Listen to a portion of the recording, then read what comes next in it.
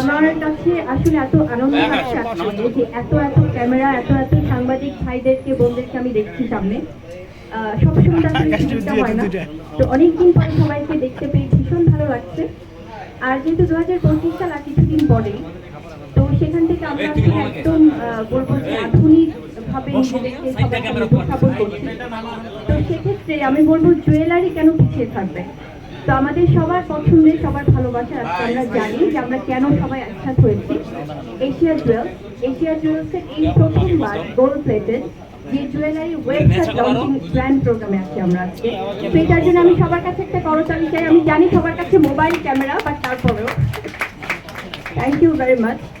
আর এই যে প্রথমবার বাংলাদেশে একটি জুয়েলারি শপের ওয়েবসাইট লঞ্চিং হচ্ছে, এটা আমাদের সবার জন্য ভীষণ আনন্দের।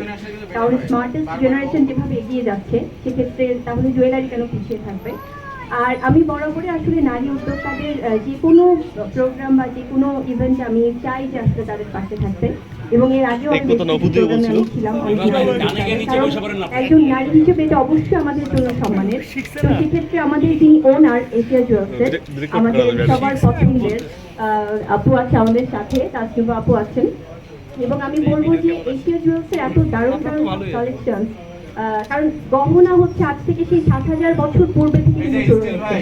অর্নামেন্টসের যে প্রচলন, আগে মেয়েদের, শুধু আমি জুয়েলারি আসলে মেয়েদের জন্য বলবো না, কারণ মেয়েদের পাশাপাশি যখন প্রথম সেই প্রাচীন যুগ থেকে শুরু হয় তখন কিন্তু পুরুষরাও অনেক পড়তেন। হয়তো আস্তে আস্তে করে এটা কমে যাচ্ছে পুরুষদের ব্যবহার, বাট সেক্ষেত্রে আমি বলবো যে এত বছর গহনার যে প্রচলন, যখন নতুন করে ওয়েবসাইট চলে আসে সেটা অনেক বেশি সহজলভ্য হয়ে যায় সবার জন্যই।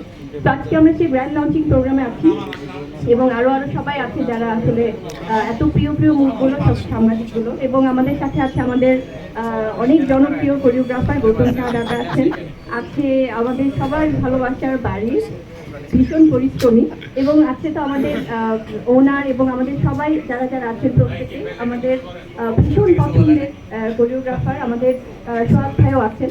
তো প্রত্যেক আসলে আমি বলবো যে সবাই আজকে এটা আমাদের একটা মিলন মেলা, এবং আপনাদেরকে অসংখ্য ধন্যবাদ যে আপনারা সবাই সবাইকে সহযোগিতা করছেন।